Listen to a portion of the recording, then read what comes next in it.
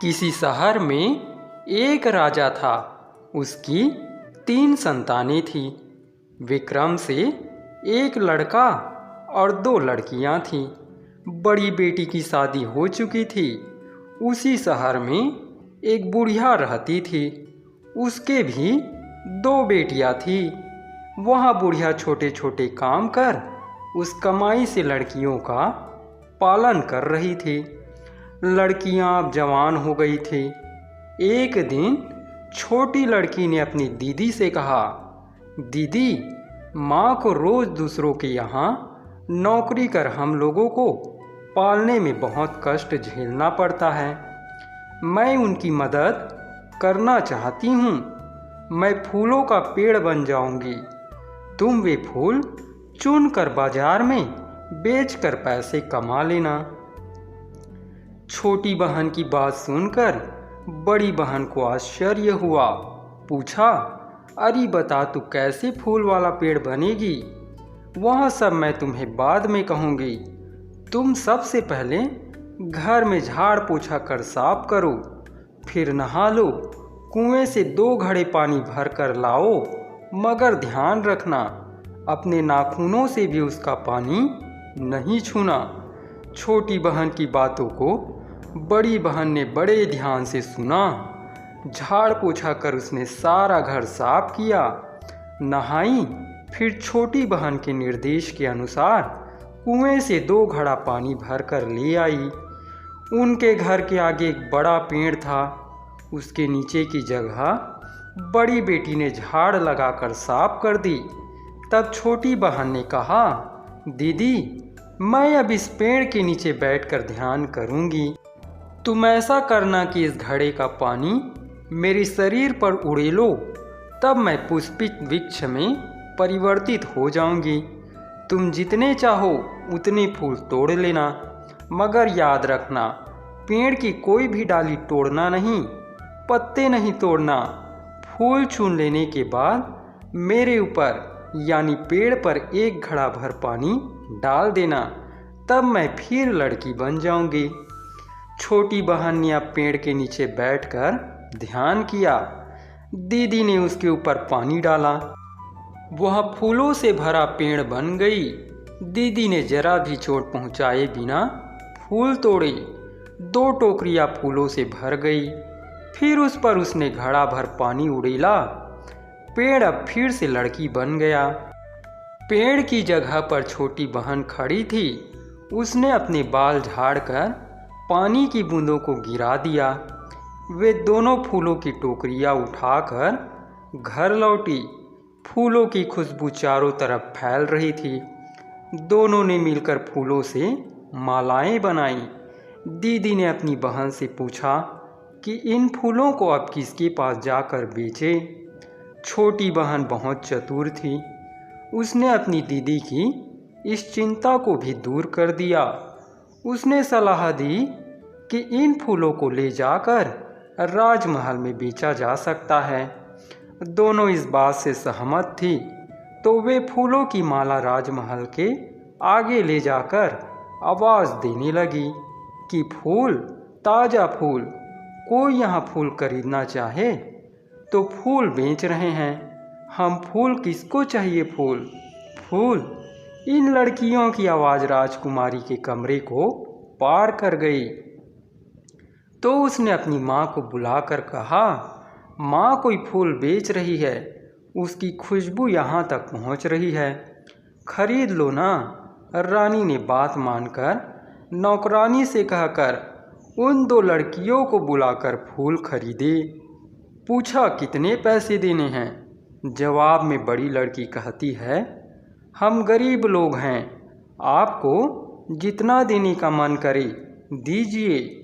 उन लोगों ने खूब पैसा देकर इन लड़कियों से फूल मालाएं खरीद ली। बुढ़िया घर लौटी। छोटी लड़की ने बड़ी से कहा, दीदी, पैसों को कहीं छिपा कर रख दो, अभी माँ से कुछ मत कहना।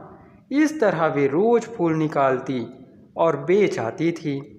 उनके पास काफ़ी पैसे जमा हो गए। एक दिन दीदी ने पूछा, अब तो हमारे पास काफ़ी पैसे जमा हो गए हैं, क्या हम माँ को बता दें? छोटी ने कहा, नहीं अभी नहीं, माँ को गुस्सा आ गया तो हम कहाँ जाएंगे। गुस्से में वहाँ हमारी पिटाई भी कर सकती है। पैसे जमा होते गए और दोनों लड़कियों का लालच भी बढ़ता गया। एक दिन राजकुमार ने इन फूलों को देखा। उसने इससे पहले कभी इन फूलों को नहीं देखा था। फूलों की खुशबू भी बहुत आकर्षक थी। उसने सोचा कि ये फूल कहाँ से आते हैं, यहाँ कौन लाता है, किस पेड़ से फूल निकलते हैं। इस सोच के साथ उसने एक बार इन लड़कियों को फूल लाते हुए देखा। फिर उनका पीछा कर उनके घर तक गया, मगर इन फूलों का पौधा या पेड़ उसे कहीं भी दिखाई ना दिया। उसे बहुत आश्चर्य हुआ। बहुत सोचने पर भी उसे कोई समाधान नहीं मिल सका। अगले दिन तड़के ही वहाँ बुढ़िया के घर तक जाकर उसके आगे जो एक पेड़ था उसमें छिप गया। उस दिन भी लड़कियों ने पेड़ तले की जमीन झाड़ लगाकर साफ कर दी। फिर पहले जैसे ही छोटी लड़की फूलों का पेड़ बन गई। बड़ी वाली ने फूल चुने, फिर पेड़ लड़की में बदल गया। राजकुमार ने यह सब अपनी आँखों से देखा। राजकुमार सीधे राजमहल लौट आया, बिस्तर पर पड़ गया। राजा रानी ने आकर उसकी सेहत के बारे में पूछताछ की। मंत्री का बेटा उसका मित्र था। उसने भी आकर पूछा। माता पिता के आगे जो बात छिपाई थी, मित्र के आगे उसे नहीं छिपा सका। सारी घटना का उसके सामने विस्तार से वर्णन किया। मंत्री कुमार ने राजा के पास जाकर सारी बात बता दी। राजा ने मंत्री कुमार को बुढ़िया को बुलाने भेजा। बुढ़िया को तो आगे पीछे कुछ भी मालूम नहीं था। वहाँ डर गई, काँपते काँपते राजा के पास गई। राजा ने उससे शांति से बात की। अपने बेटे के लिए उसने बुढ़िया की लड़की को मांगा। कहा, तुम्हारे 2 बेटियां हैं, उनमें से एक की हम अपने बेटे के साथ शादी रचाएंगे। बुढ़िया अब और ज़्यादा घबरा गई। उसने सोचा कि राजा को मेरी बेटियों के बारे में कैसे पता चला।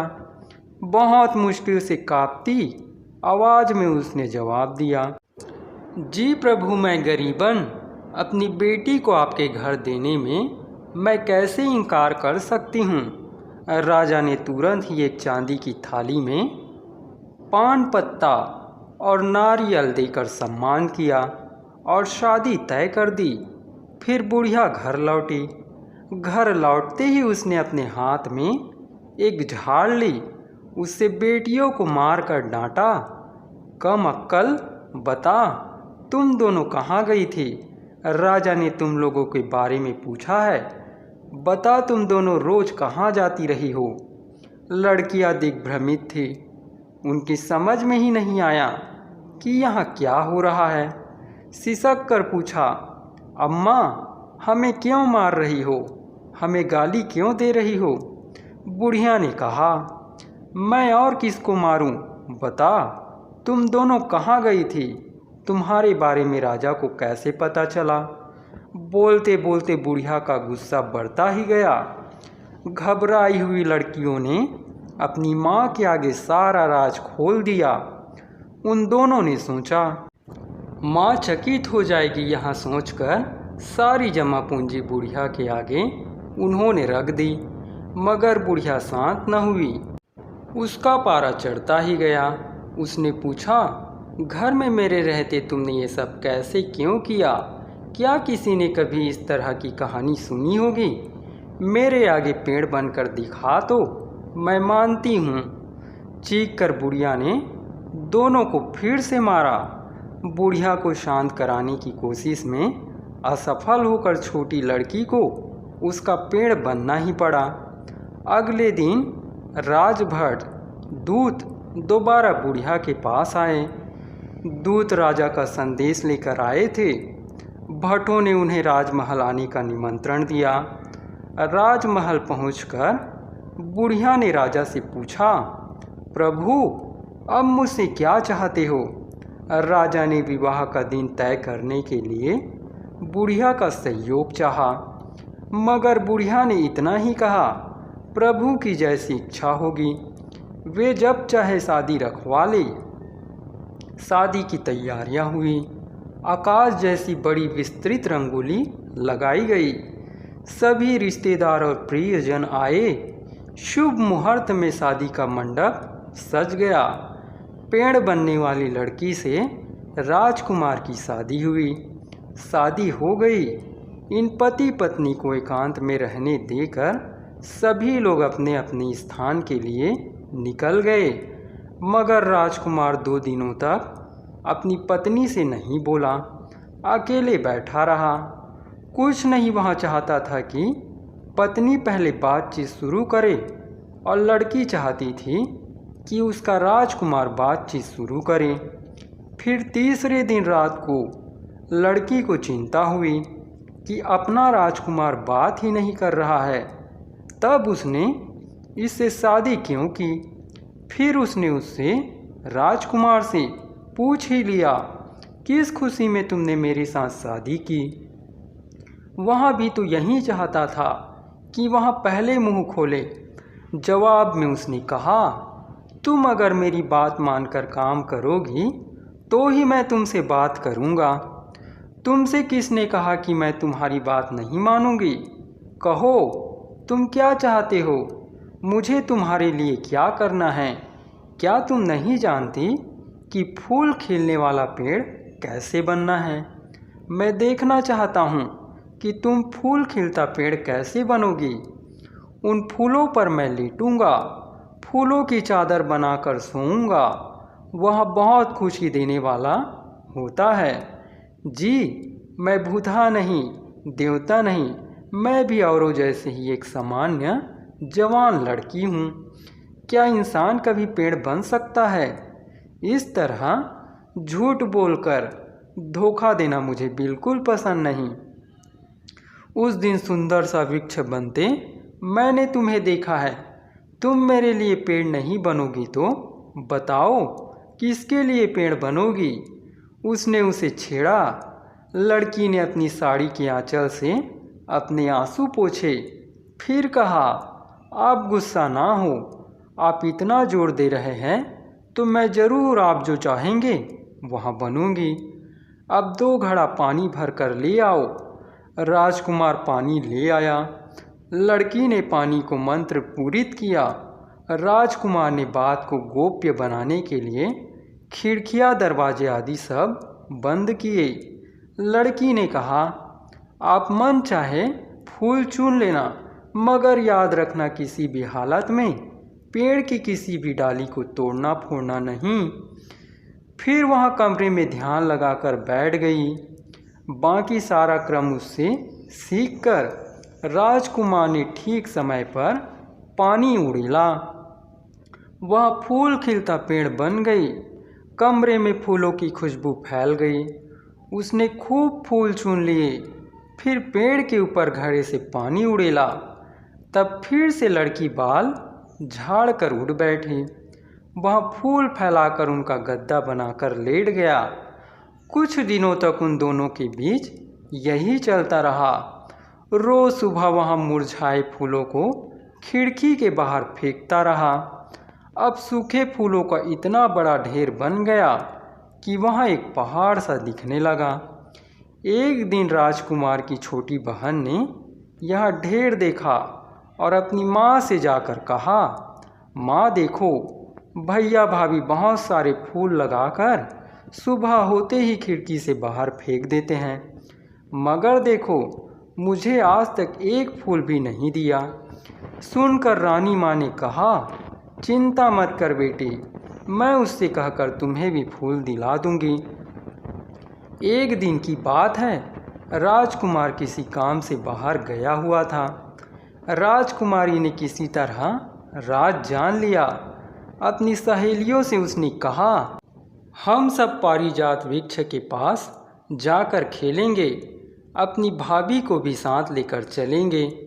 वहाँ फूलों वाला पेड़ बनती है। तुम सब मेरे साथ चलोगी तो तुम सबको खुशबूदार फूल दूंगी। फिर उसने भाभी को अपने साथ ले जाने के लिए माँ की अनुमति मांगी। रानी ने बेटी को तो स्वीकृति दे दी। कहा, कौन मना करता है, जाओ। बहू को साथ भेजने को लेकर उसने कहा, अपने भैया से स्वीकृति लेकर जाओ। तब तक राजकुमार भी वहां आ गया। उसने अपने भैया से कहा, भैया, हम सब सहेलियां पारिजात पेड़ के नीचे खेलने जा रही हैं।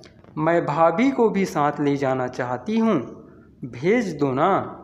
राजकुमार ने कहा, मेरी बात मानकर ले जाना कोई बड़ी बात नहीं, तुम्हें माँ की स्वीकृति लेनी होगी।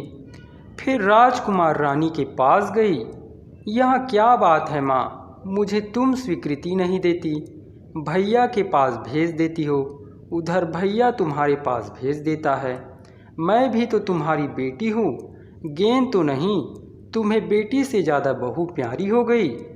तब रानी ने कहा, बेटी, इस तरह कठोर बातें नहीं कहते। अपनी भाभी को अपने साथ ले जाओ, उसे बहुत ध्यान से रखना, शाम को उसे सुरक्षित ले आना।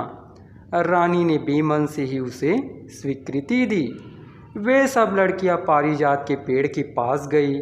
बड़े बड़े पेड़ों पर रस्सी बांधकर शाम होने तक झूला झूलती रही।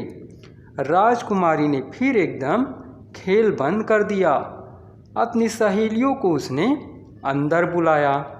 अपनी भाभी को बुलाकर उसने कहा, भाभी, सुना है कि तुम फूलों वाला पेड़ बनती हो। देखो ना, यहाँ मेरी सहेलियों में से किसी के बालों में फूल नहीं है।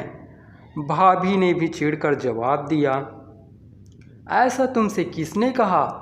मैं तुम जैसी ही इंसान हूँ कि नहीं? पागल जैसी बात मत करो। राजकुमारी ने उससे कहा, देख रही हो ना, मेरी किसी भी सहेली के बालों में फूल नहीं है। तुम हमारे लिए फूलों वाला पेड़ बनने को तैयार नहीं, सिर्फ अपने प्रिय के लिए ही तुम पेड़ बनोगी ना। छीह, तुम भी कैसी लड़की हो, मैंने तुम्हारे साथ आकर गलत किया। इतना कहकर भी राजकुमारी के चुप ना होने पर वह पेड़ बनने के लिए तैयार हो गई। 2 घड़ों में पानी मंगवाया, मंत्र जाप किया। लड़कियों को सावधान करते हुए उसने पानी डालने का सारा क्रम बताया। फिर उन्हें नहाने के लिए भी कहा। लड़कियों ने उसके मार्गदर्शन की तरफ ध्यान नहीं दिया। वहाँ जब ध्यान करती बैठ गई तो लड़कियों ने मनचाहे तरीके से उस पर पानी उड़ेला। इसका यह नतीजा निकला कि वहाँ अधूरा पेड़ बन सकी। तब तक शाम हो चुकी थी। बिजली कड़कने के साथ बारिश भी शुरू हो गई। फूल चुनते हुए जल्दी में लड़कियां सावधान नहीं रही, पत्ते भी तोड़ दिए। फूल बालों में लगाकर लौटने की उन्हें जल्दी थी तो पेड़ की डालियों को भी तोड़ दिया। घर लौटने की आतुरता में दूसरे घड़े का पानी भी शांति से नहीं डाला। वे अपने अपने घर की तरफ भाग खड़ी हुई। राजकुमार की पत्नी फिर से इंसान बनी, मगर उसके इंसान का वहाँ आकार ही नहीं था। अब उसके हाथ पांव नहीं थे, बदन पर घाव थे। बारिश के बहते पानी में किसी तरह मोरी में उसका शरीर सरक कर गिर पड़ा। पानी बह रहा था, उसके बचने की कोई उम्मीद न बची थी। एक मोड़ पर एक चौड़े पत्थर से टकराकर उसका बहना रुक गया। वहाँ बच गई। घर तो दूर ही रह गया। अगले दिन सुबह उधर से कपास की 7-8 गाड़ियाँ गुजर रही थी। गाड़ी वालों को मोरी में गिरे आधे से मनुष्य की आकृति से कराह सुनाई पड़ी। पहली गाड़ी वाले ने दूसरी गाड़ी वाले से कहा कि देखो, पता लगाओ यहाँ कैसी आवाज़ है। दूसरे गाड़ी वाले ने जवाब में कहा, नहीं नहीं भैया, वहाँ तो हवा की आवाज़ होगी या कौन जाने कोई बेताल होगा। इतना बताकर वहाँ ध्यानस्थ होकर बैठी एक घड़े का पानी उस पर डालने से वह पेड़ बन गई, पर पेड़ की शाखाएं टूट चुकी थी, पत्ते फटे थे। उसने बड़ी सावधानी से उन्हें संजोया। फिर उसने धीरे से दूसरे घड़े का पानी उस पर उड़ेला। तब वह फिर से पहले जैसी ही युवती बन गई। वह उठ खड़ी हुई और अपने बालों पर गिरे पानी को झाड़ा, पति के चरण स्पर्श किए। उसके बाद वह महल के अंदर गई। रानी भाभी को जगाकर उन्हें प्रणाम किया। रानी दिग्भ्रमित हुई, मगर उसने अपनी आप बीती कही। रानी खुश हो गई, आनंदाश्रुओं के साथ उसको गले लगाया। पति पत्नी दोनों का राजोपचार कर स्वागत किया। वहाँ पर वे दोनों कुछ सप्ताहों तक सुख से रहे। फिर रानी ने खूब सारे उपहार देकर उन्हें वापस घर भेजा।